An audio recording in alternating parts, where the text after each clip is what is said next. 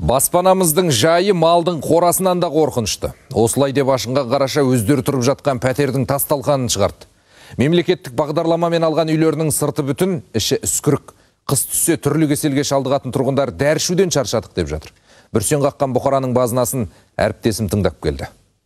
Шымкенттік Айдос Төлепов былтыр ғана алған баспанасына көңілі мүлдем толмайды. Қаншама жыл кезекте тұрып, енді міне өз шаңырағыма жеттім бе деген кезде көңілі су сепкендей басылған. Баспанадағы батареялар жылы болғанымен сапасыз үйдің салдарынан қабырғаларында тесіктерден жел кіріп, күн суығаннан бері бір жылын алмай қойған. Әбден ашуға булыққан тұрғын сапасыз құрылысты көрсету үшін қабырғасын қақыратып бұзып тастады.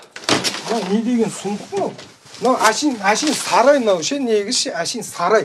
Ауылда сарай соғады ғой. Газоблокпен бүйтіп көтеріп, крышасын жабады да, малдарды қыстан шығаруға.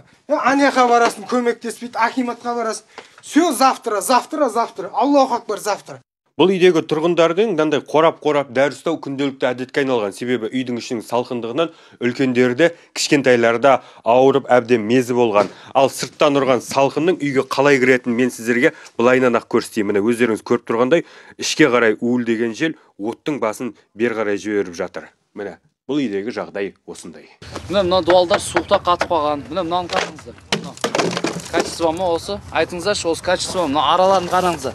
Аралар бәрі суық кіріп жатыр. Бұл үйдің тұрғындарының айтуынша былтырда дәл осылай қысқы маусымда дірдектеп шығыпты. Биыл тағы да солай. Салдарынан балалар жиі ауыра бергендіктен туған туысқандарына беріп жіберуге мәжбүр. Сөздерінше үйдің сыртындағы қаптау мен қабырға арасында жылыту заттары салынбаған дейді. Батарейканың саны бұл үйге шындығы керек, ешқандай сай емес та, бөлмеге сай емес.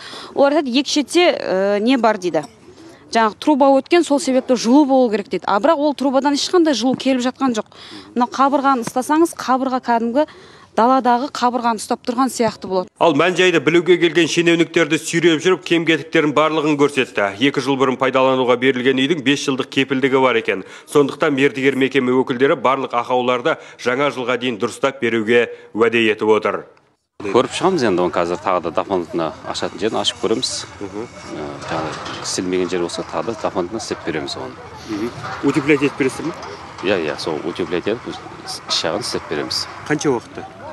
Енді бір апта 10 күн алатын шығар енді уақыт. 10 күннің ішінде. Толық біте ме? Иә.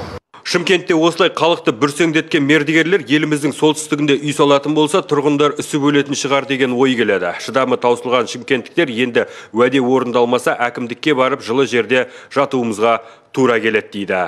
Ғалымжан Кенжебек, Батыр Оразбек, Еуразия бірінші арнасы, Шымкенттен.